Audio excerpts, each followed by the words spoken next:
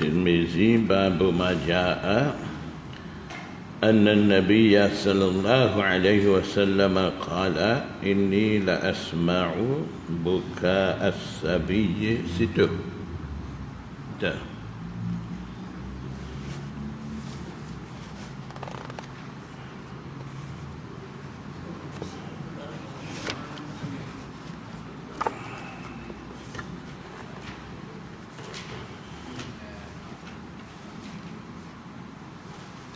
Bismillahirrahmanirrahim.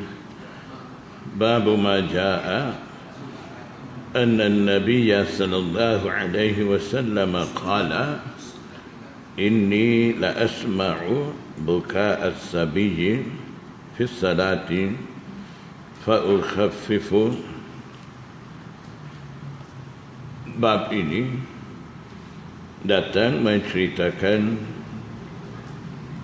mengenai Nabi sallallahu alaihi wasallam bersabda, sesungguhnya aku mendengar tangisan kanak dalam sembahyang, maka aku meringankan sembahyang, yakni mempercepatkan sembahyang. Percepat maksudnya pendekkan bacaan qiraah, bukan maksud ringankan ataupun percepatkan sembahyang ni rukuk sujud buat cepat, tidak ada tamakninah, tidak maksud gitu.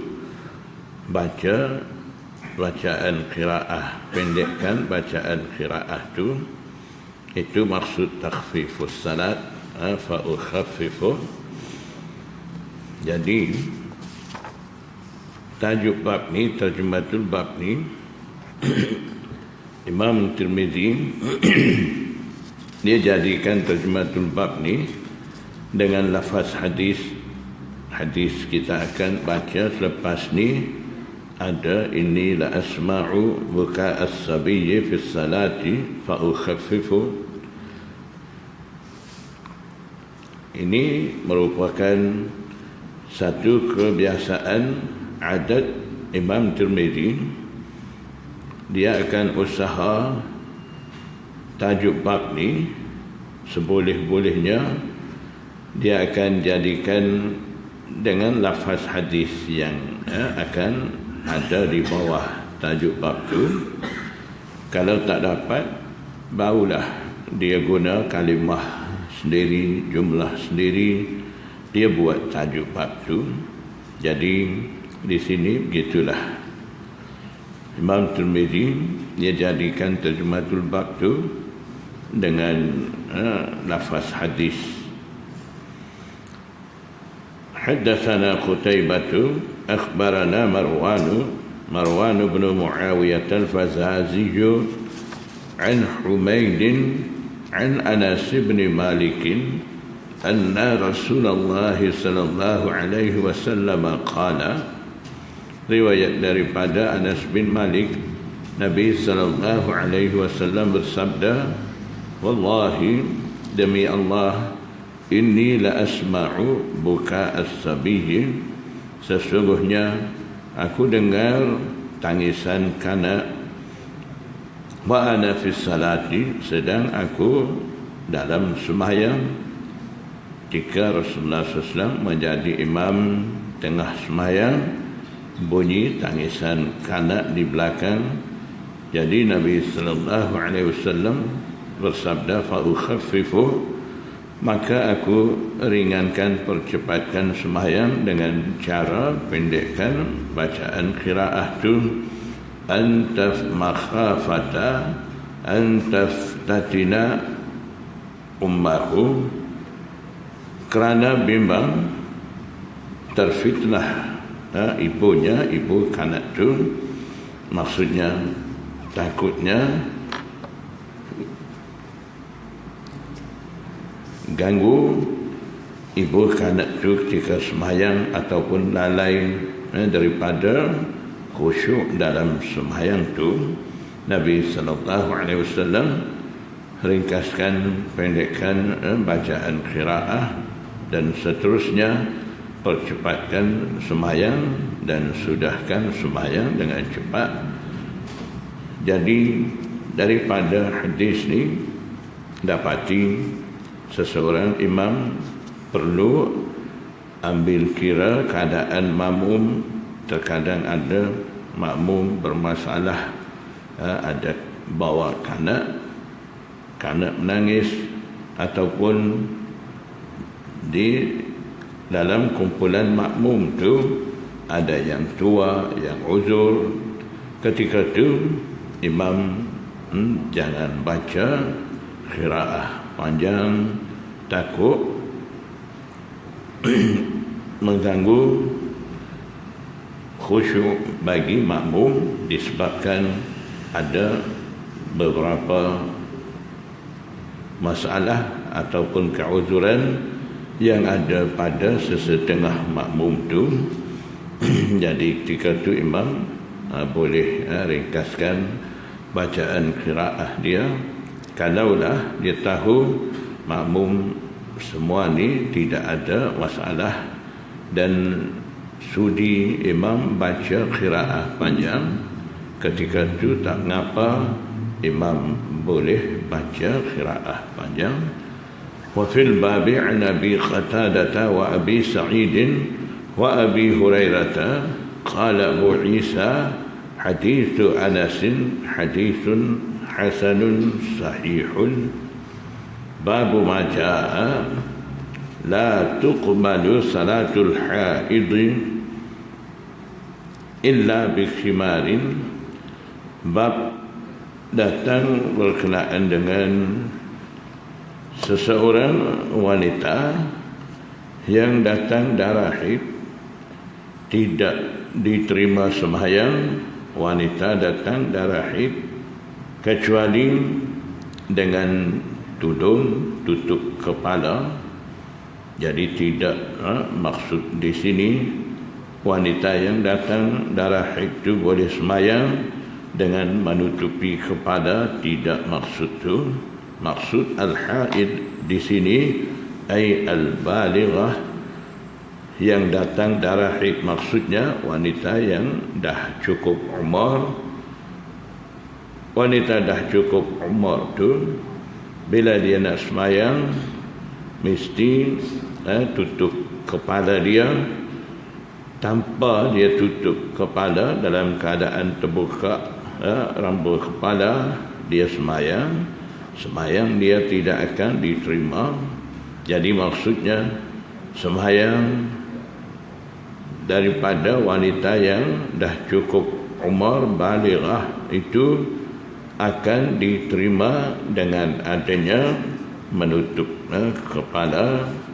Jadi hadis menjadi dalil wajib tutup kepala bagi wanita ketika dia sembahyang tu.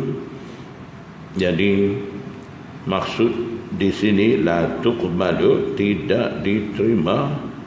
Maksud di sini la menafikan sahnya sembahyang tu.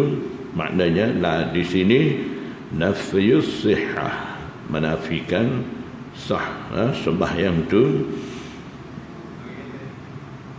Maksudnya dalam keadaan tidak memakai tutup kepala, wanita dah balik sembahyang, begitu sembahyang dia tidak sah dan tidak akan diberi pahala.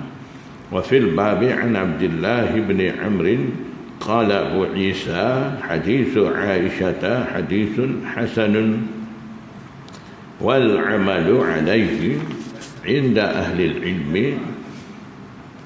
Dan beramal menurut hadis ni di sisi ulama. Annal mar'ata idza adrakat ay balagat ataupun idza sarat mukallafah, sesungguhnya wanita apabila baligh cukup umur ataupun menjadi seorang wanita mukallafah yang dah diberi tanggungjawab, fasallat, maka dia sembahyang, wa syai'un min sya'riha maksyufun, dia sembahyang wanita balighah sani, dia sembahyang dalam keadaan sebahagian daripada rambut kepalanya maksyufun, terbuka, la tajuzu salatuha, sembahyangnya tidak sah, tidak harus, wa huwa qaulu Syafi'i, dan ia adalah pendapat Imam Syafi'i. Qala, Imam Syafi'i kata, la tajuzu salatul mar'ati wa syai'un min jasadiha maksyufun, tidak harus sembahyang wanita dalam keadaan sesuatu bahagian daripada sebahagian daripada tubuh badannya. Rambut tu dikira sebahagian daripada jasad juga. Kalau terbuka, sembahyangnya tidak sah. Qala Syafi'i wa qad qila, Imam Syafi'i kata, dikatakan setengah pendapat daripada sesetengah ulama, in kana zahara qadamaiha maksyufan, jika kedua tapak kakinya terbuka, fasalatuha jaizatun, maka sembahyangnya harus sah. Itu pendapat daripada setengah ulama, tapi qaul mu'tamad di sisi Imam Syafi'i mesti tutup semua bahagian tubuh badan kecuali tapak tangan, muka. Kalau bahagian yang lain terbuka, terbuka rambut kepala, terbuka kaki, ketika itu kiranya sembahyang tidak sah. Babu maja'a fi karahiyatis sadli fi salati, bab datang menceritakan mengenai makruh sadal dalam sembahyang, ketika sembahyang. Sadal maksud dia di sisi ulama muhaddisin ada 3 tafsiran, 3 maksud. Pertama, kain seperti kain serban dan sebagainya letak di atas kepala ataupun di atas 2 bahu, kemudian 2 hujung kain itu lepaskan begitu. Itu satu cara. Kain serban atas kepala ataupun atas bahu pakai lepas begitu, tidak ikat mana-mana. Itu satu maksud sadar. Yang kedua, balut tubuh dengan satu kain, tangan ada di dalam kain. Dalam keadaan itu dia sembahyang, rukuk, sujud, begitu. Itu satu maksud, satu cara sadar. Yang ketiga, sadal maksudnya isbalul izar ila tahtil ka'bain, labuh kain sampai bawah buku lali. Itu satu maksud diambil oleh jumhur muhaddisin. Kalau begitu, yang menjadi makruh sadal ketika sembahyang tadi bagi keadaan pertama dan 2, berdasarkan tafsir tadi, yang kain serban kain letak atas kepala ataupun atas bahu, lepaskan begitu.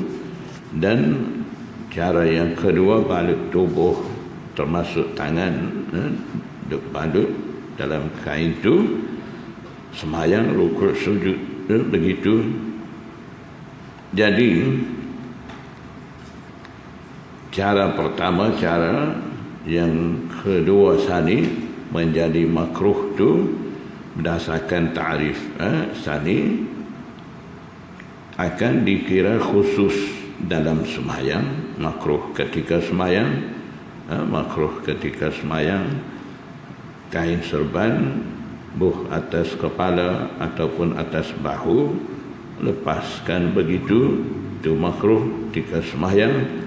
Dan satu lagi, balut tubuh badan termasuklah tangan tu tidak letak di luar, balut dalam kain, sembahyang, rukuk, sujud begitu, itu dikira dalam sembahyang makruh. Dan tidak ketika sembahyang, di luar sembahyang buat cara tu kira harus tidak makruh, tidak sembahyang. Di luar sembahyang waktu buh kain serban kain di atas kepala, di atas bahu, lepaskan begitu, itu tidak makruh. Ataupun balut tubuh badan kerana sejuk dan sebagainya, termasuklah tangan pun duduk dalam selimut, itu di luar sembahyang tidak makruh. Dan yang maksud ketiga, waktu labuhkan kain di bawah buku lari, itu larangan berbuat begitu, itu akan dikhususkan ketika sembahyang makruh, ketika sembahyang. Haddatsana Hannadun akhbarana Khabisatu an Hammad bin Salamata an Isli bin Sufyana an Ata'in an Abi Hurairah qala naha Rasulullah sallallahu alaihi wasallam 'an as-sadli fi salati. Riwayat daripada Abu Hurairah, Nabi sallallahu alaihi wasallam larang daripada sadal, yakni melabuhkan kain dalam sembahyang. Wa fil babi 'an Abi Juhaifah, semakna dengan hadis bab masih ada lagi riwayat daripada Abi Juhaifah. Qala Abu Isa hadis Abi Hurairah la na'rifuhu min hadis Ata' an Abi Hurairah marfu'an. Hadis Abi Hurairah yang mana hadis itu menjadi ma'ruf daripada hadis Ata' daripada Abu Hurairah, marfu'an menjadi marfu'. La na'rifuhu illa min hadis Isli bin Sufyan, kami tidak mengenali hadis itu kecuali daripada hadis riwayat Isli bin Sufyan. Wa qad ikhtalafa ahlul ilmi fi sadli fi salati. Ahlul ilm, ulama, berselisih pendapat berkenaan dengan sadal ketika sembahyang.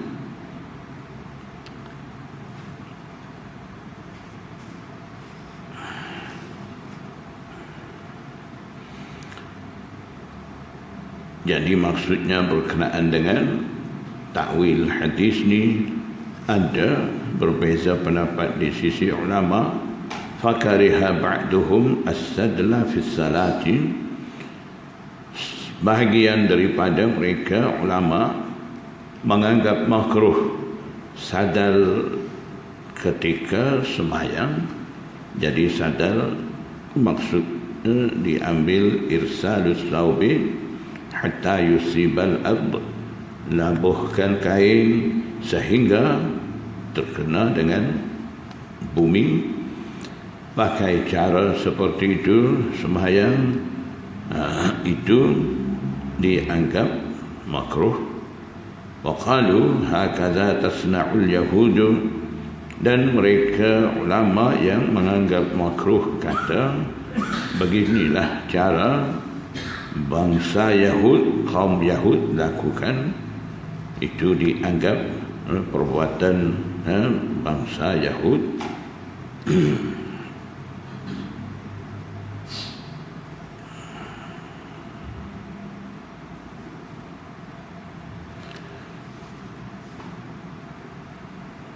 Dan juga sesetengah ulama menganggap makruh ni, cara demikian itu adalah kelakuan orang sombong ataupun orang megah-megahkan diri, sebab tu dilarang. Wa qala ba'duhum, setengah ulama pula kata, innama kuriha sadlu fi salati idza lam yakun alaihi illa thawbun wahidun, hanya dikira makruh sadal ketika sembahyang itu apabila tidak ada di atasnya, di atas tubuh badan orang sembahyang itu, kecuali satu helai kain saja. Jadi ada sehelai kain saja, di bawah tu, dalam tu tidak ada baju. Ketika tu kain sani dia buh atas kepala ataupun atas bahu, lepaskan begitu. Kalau begitu di situ apabila dia rukuk dan sebagainya, dia sendiri pun melihat kemaluan dia tidak ditutup. Jadi sebab tu dilarang. Fa amma idza sadala 'ala al-qamis, maka adapun apabila sadal, lepaskan dua hujung kain tu di atas baju kamis, maknanya bawah tu ada pakai baju, kemudian atas tu dia buh kain, sama ada buh atas kepala ataupun atas bahu, kemudian dua hujung kain tu lepaskan begitu. Sekiranya ada kamis, baju di bawah kain tu, fala ba'sa, maka tidak mengapa. Wa huwa qawlu Ahmad, dan ia adalah pendapat Imam Ahmad. Jadi seolah-olah di sisi Imam Ahmad punca menjadi makruh sadal tu disebabkan dia ada satu kain saja, tidak ada baju. Itu ilah di sisi Imam Ahmad. Di sisi a'immah salasah, punca menjadi makruh sadal sani, orang tu buat cara yang bercanggah dengan cara kebiasaan orang ramai, itu dikira makruh. Jadi itu perbezaan di antara kiraan di sisi Imam Ahmad dan a'immah salasah. Babu ma jaa fi karahiyati mashil hasa fi salati. Bab datang menceritakan berkenaan dengan makruh mashil hasa, sapu batu kecil. Al-hasa hiyal hijaratus saghirah, batu kecil.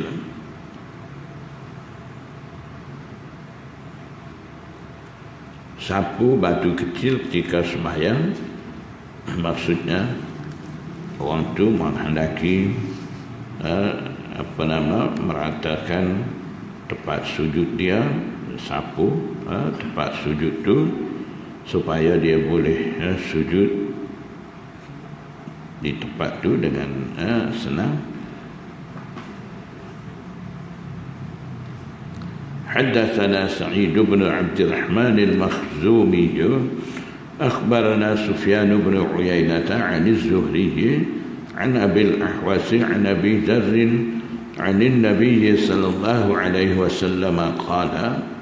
Riwayat daripada Abi Dharr, Nabi sallallahu alaihi wasallam bersabda, "Idza qama ahadukum ila as-salati," idza qama ay idza dakhala fiha, apabila seseorang daripada kamu masuk dalam sembahyang, fala yamsahil hasa, maka jangan sapu batu kecil tu, fa inna rahmata tuwajihuhu, kerana rahmat, yakni rahmat Allah subhanahu wa ta'ala berhadap akan ia, menghadap kepadanya pada hasa batu kecil tu. Maksudnya yang larang sapu tu batu kecil ataupun pasir dan suaranya yang ada di tempat sujud tu. Jadi tempat sujud tu kiranya tempat di mana rahmat Allah subhanahu wa ta'ala menuju. Jadi tidak elok seseorang sapu buang tanah ataupun pasir yang ada di situ.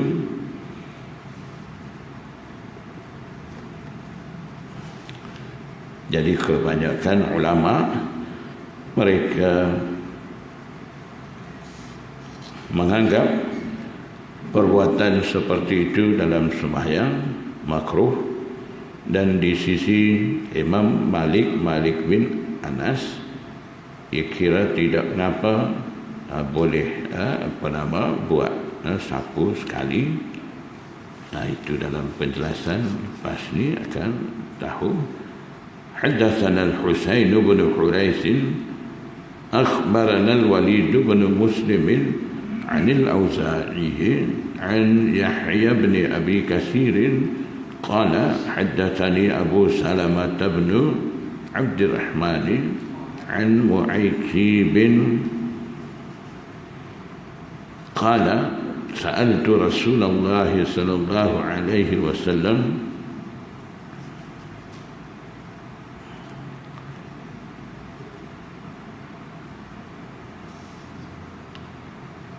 an mashil hasa fi salati. Riwayat daripada Mu'aykib, sahabat yang memegang amanah menyimpan cincin Rasulullah SAW yang ada cok muhur. Mu'aykib, sahabat tu, dia kata, aku tanya kepada Nabi sallallahu alaihi wasallam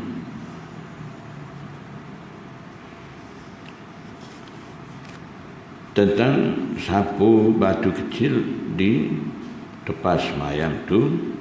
Faqala in kunta la budda fa'ilan, maka Nabi sallallahu alaihi wasallam bersabda, jika engkau terpaksa melakukan famarratan wahidatan, maka boleh sapu satu kali.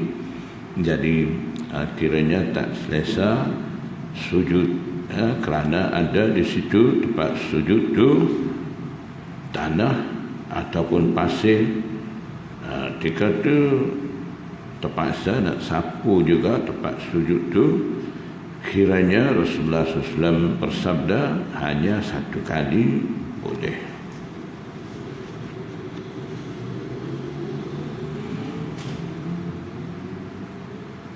Jadi hikmah Nabi sallallahu alaihi wasallam tak bagi sapu begitu adalah setiap benda seperti tanah, pasir dan sebagainya yang ada di tempat sujud tadi, suka sujud atas mereka atas tanah pasir itu.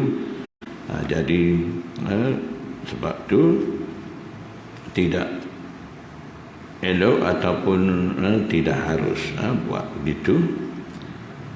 Qala Abu Isa hadza hadithun sahihun wa fil bab an Ali ibn Abi Talib wa Hudzaifah wa Jabir ibn Abdullah wa Mu'ayqib. Qala Abu Isa hadits Abi Dzar hadithun hasanun wa qad ruwiya 'an an-nabiy sallallahu alaihi wasallam annahu kariha al-masha fi as-salati wa qala in kunta la budda fa'ilan famarratan wahidah ka'annahu ruwiya 'an rukhsatin fil marratil wahidati.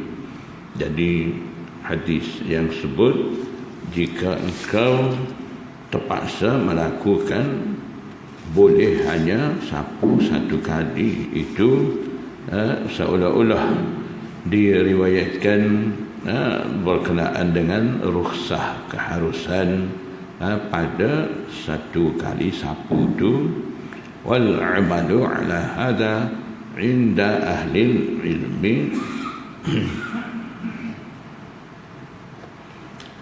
Babu ma jaa fi karahiyatin nafkhi fi salati.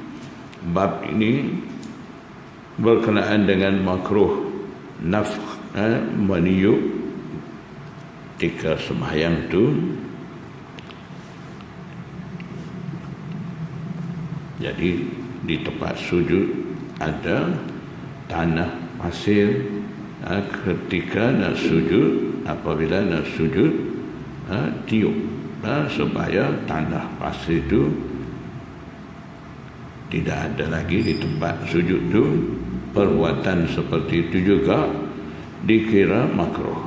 Haddatsana Ahmad bin Mani'in akhbarana Abbad bin al-Awwab akhbarana Maimun Abu Hamzah an Abi Salih maula Talhata an Ummi Salamah qalat.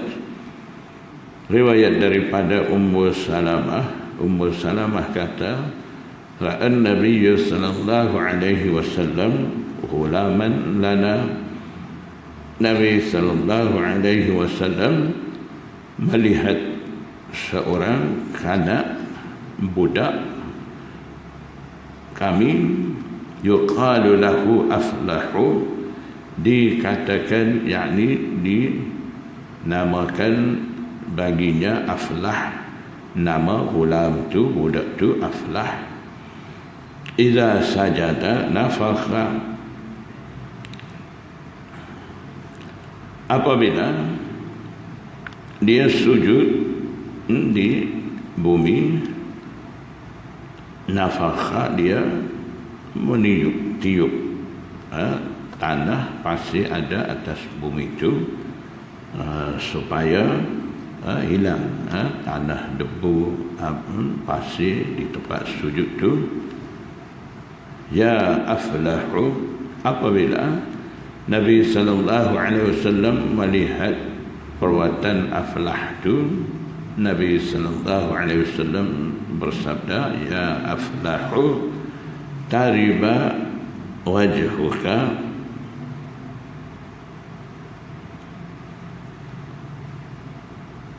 maksudnya letakkan mukamu di atas tanah ataupun di atas debu. Maksudnya di sini, wala tab'adhu an mawdi'i wajhika bin nafkhi, jangan jauhkan debu, tanah, pasir itu daripada tempat muka engkau nak sujud tu dengan cara tiup. Fa innahu aqrabu ila tawadhu'i, tidak buat cara begitu, sujud juga di atas tanah, pasir, debu ada di tempat sujud tu, itu lebih hampir kepada tawadhu', sebab muka, dahi, itu kira di tubuh badan manusia ni tempat mulia. Jadi tempat mulia tu, bahagian mulia daripada tubuh badan tu letak di atas tanah, pasir, bumi, debu, yang mana kiranya tidak mau letak di situ, letak juga tidak tiup, itu kiranya paling elok tawaduk, merendah diri. Jadi sebab itulah Nabi SAW tidak suka, tidak benar tiup tempat sujud tu. Qala Ahmad bin Mani'in kariha Abbadun nafkha fi salati. Ahmad bin Mani' tu guru Imam Tirmizi, dalam sanad mula-mula haddatsana Ahmad bin Mani', dia tu kata kariha Abbad bin Al-Awwam, tu guru dia, tu guru Ahmad tu menganggap makruh meniup ketika semayang, dalam semayang tu. Wakala, dan dia kata inna fakha, jika seseorang terpaksa dia tiup juga, dia pun tiup ketika semayang tu, lam yaqta' salatuhu, semayangnya tidak putus, tidak batal. Qala Ahmad bin Mani'in, Ahmad bin Mani' rawi hadis ni, dia kata wa bihi na'khudhu, dan kami memegang dengan pendapatnya, pendapat Abbad tu, maksudnya itu dikira al-qaulur rajih, pendapat paling utama di sisi dia. Qala Abu Isa, Imam Tirmizi kata warawa ba'duhum an Abi Hamzah hadzal haditha, bahagian daripada mereka riwayat hadis ni daripada Abi Hamzah. Wa qala maula lana yuqalu Rabah, dan Abi Hamzah kata apa nama, hamba merdeka kepunyaan kami, gulam tu dinamakan, dikatakan Rabah. Haddatsana Ahmad bin Abdah ad-Dabi, akhbarana Hammad bin Zaid an Maimun Abi Hamzah bihadza al-isnad nahwahu, ay bima'nahu. Wa qala gulamun lana yuqalu lahu Rabahun. Di situ dalam hadis tu dengan sanad daripada Hammad bin Zaid tu, di situ ada sebut qala gulamun lana, dia kata apa nama, budak kami, itu maksud Rabah. Setengah kata Aflah dalam sanad tadi, setengah kata Rabah. Jadi daripada sini Imam Tirmizi nyatakan khilaf pendapat di kalangan muhaddisin berkenaan dengan nama ghulam tu, ada setengah kata Aflah, setengah kata Rabah.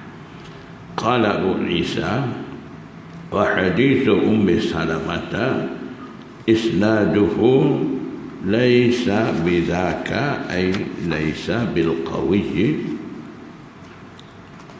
Wa Maimun Abu Hamzah qad dha'afahu ba'du ahli al-ilmi.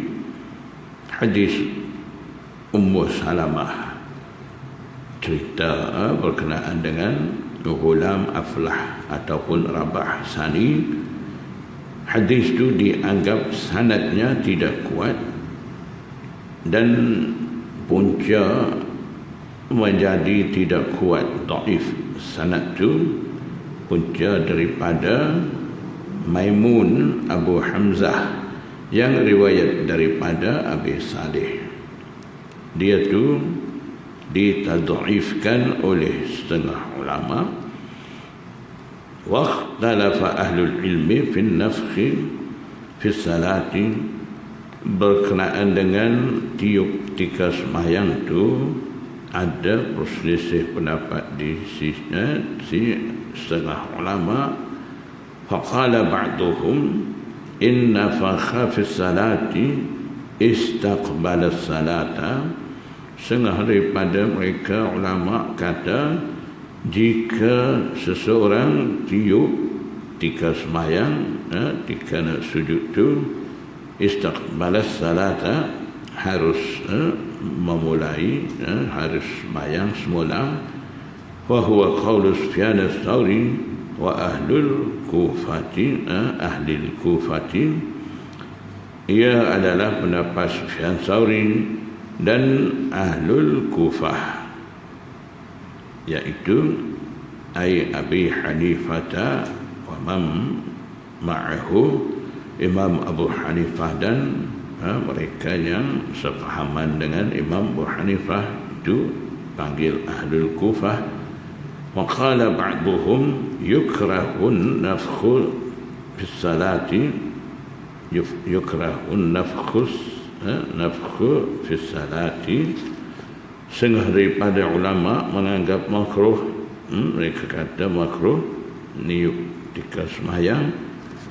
Wa inna fakha fi salatihi, sekiranya jika tiup juga ketika sembahyang, lam tafsud salatuhu, sembahyangnya tidak batal.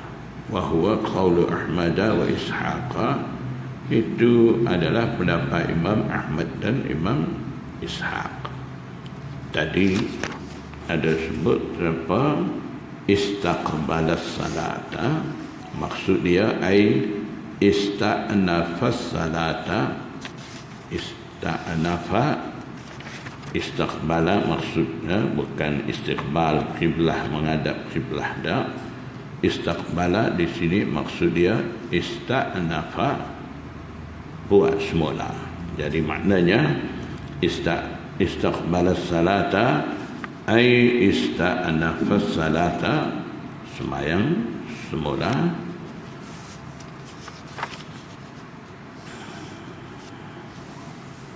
Babu ma jaa fi nahyi 'anil ikhtisari fi salati, 'anil ikhtisari fi salati.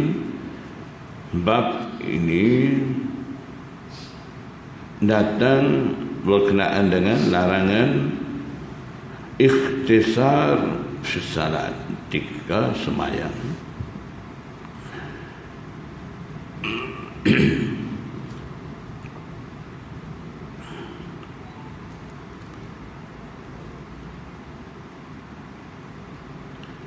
Ikhtisar maksudnya wad'ul yadi 'alal khasirah, meletakkan tangan di pinggang ataupun pada rusuk, tulang rusuk. Orang Kelantan panggil apa? Cekak pinggang. Haddatsana Abu Quraib akhbarana Abu Usamah an Hisham bin Hasan عن محمد بن سيرين عن أبي هريرة أن النبي صلى الله عليه وسلم نهى أن يصلي الرجل مختصرا. Riwayat daripada Abu Hurairah, Nabi sallallahu alaihi wasallam larang seseorang sembahyang dalam keadaan meletakkan tangan di pinggang. Jadi larang seperti itu ketika sembahyang adalah disebabkan iblis mardud ketika dia dihalau turun di atas bumi itu. Dia turun dalam keadaan begitu, dalam keadaan letak tangan dia di pinggang itu. Jadi perbuatan itu menyerupai dengan perbuatan iblis. Sebab itu kira Nabi SAW larang. Dan setengah muhaddisin pula kata cara seperti itu, ikhtisar ni, letak tangan di pinggang itu satu keadaan daripada penghuni neraka. Penghuni neraka bila mereka dapat istirahat ketika ada dalam neraka, ketika itu mereka duduk dalam keadaan itu, tangan letak di pinggang itu. Jadi dua-dua keadaan yang sebut tadi kiranya dilarang dalam sembahyang dan juga di luar sembahyang. Disebabkan menyerupai dengan perbuatan iblis dan juga perbuatan cara penghuni neraka. Dan setengah muhaddisin pula mereka bagi tahu sebab menjadi makruh di sini cara letak tangan di pinggang sani.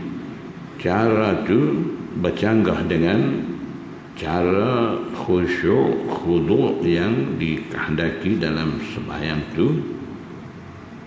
Jadi kalau begitu hukum larang ikhtisar sani khusus dalam sembahyang. Kira-kira dua makna tadi, tidak dalam sembahyang saja, di luar sembahyang pun tak boleh buat begitu. Qala Abu Isa, hadis Abi Hurairah hadithun hasanun sahihun wa qad kariha qaumun min ahli al-ilm al-ikhtisara fi salati wal ikhtisaru huwa an yada'a ar-rajulu yadahu ala khasiratihi fi salati. Sekumpulan ulama menganggap makruh perbuatan ikhtisar dalam sembahyang. Maksud ikhtisar ialah ayyada'a ar-rajulu yadahu ala khasiratihi fi salati, seseorang meletakkan tangan dia di atas pinggangnya ketika sembahyang. Itu cara ikhtisar dan yang dilarang dalam sembahyang. Wa kariha ba'duhum ay yamshiyar rajulu mukhtasaran. Setengah ulama yang kira umum makna itu, mereka tidak mengkhususkan khasirah itu, ikhtisar itu dalam sembahyang saja. Mereka kira di luar sembahyang pun dilarang. Sebab itu setengah ulama menganggap makruh seseorang berjalan dalam keadaan meletakkan tangan di atas pinggang dia. Wa yarau anna iblisa idza masya yamshi muhtasiran. Iblis yurwa anna iblisa, diriwayatkan iblis itu apabila berjalan, dia berjalan dalam keadaan itu dengan cara letak tangan di pinggang. Itu cara orang sombong. Iblis dia memang sombong, jadi cara berjalan dia memang begitu.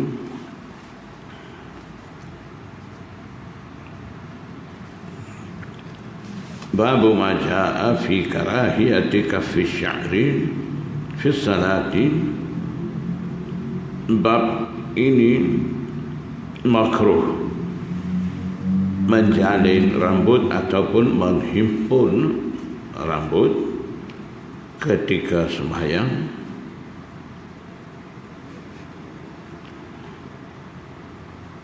Haddatsana Yahya bin Musa akhbarana Abdul Razzaq an ba'ana bin Jurayj an Imran bin Musa an Sa'id bin Abi Sa'id al-Makhburi an abihi an Abi Rafi' annahu marra bil Hasan bin Ali. Riwayat daripada Abi Rafi' yaitu Maula Rasulullah sallallahu alaihi wasallam, hamba merdeka Nabi sallallahu alaihi wasallam. Nama dia Ibrahim, setengah kata Aslam.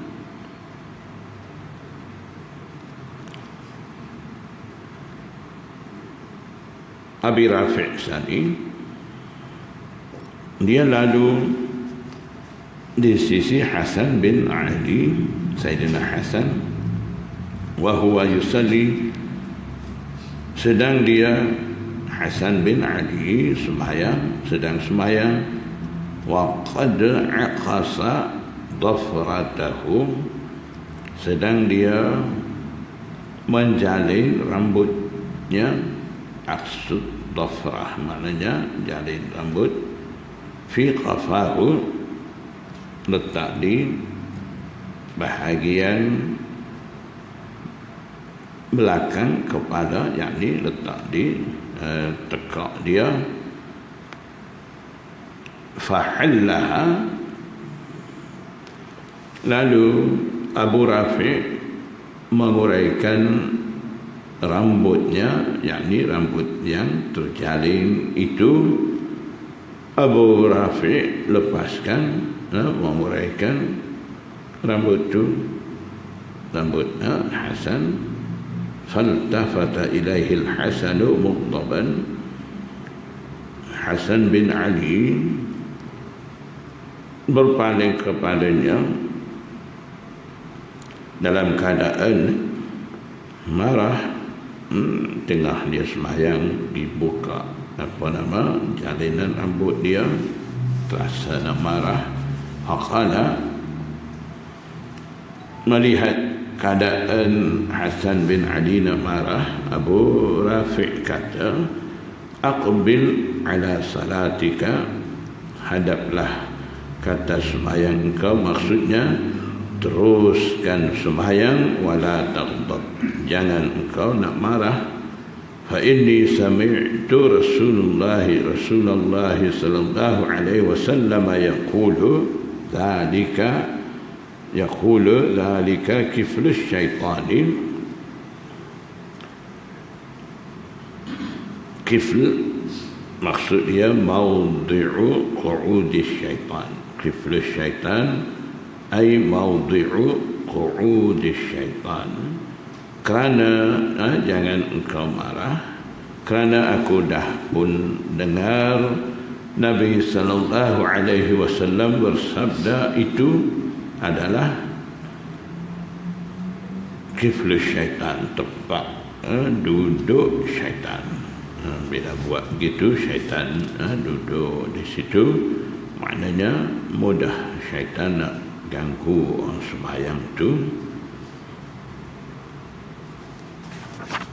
Wa fil babi an Ummi Salamah wa Abdullah bin Abbas qala Abu Isa hadits Abi Rafi' haditsun hasanun, hadis Abu Rafi' Sani hadis hasan, wal amalu ala hadha inda ahli ilmi, beramal menurut hadis ni di sisi ulama.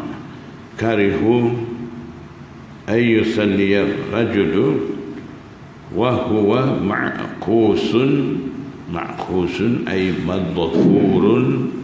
Ma'qus madhfur makna memintal, setengah ulama menganggap makruh seseorang sembahyang sambil dia tu memintal rambut kepalanya.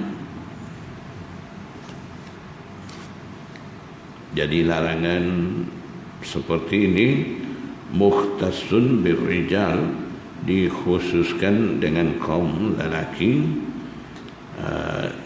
tidak kaum wanita. Sebab rambut kaum wanita itu dikira aurat dalam sembahyang, wajib tutup. Jadi tidak ada kaitan dengan kaum wanita yang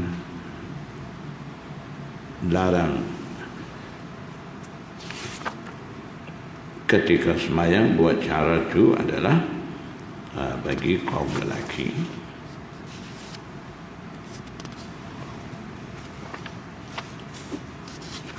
Babu ma jaa fi at-takhashshu'i fi as-salat. Insyaallah sabab. Wallahu a'lam. Astaghfirullah.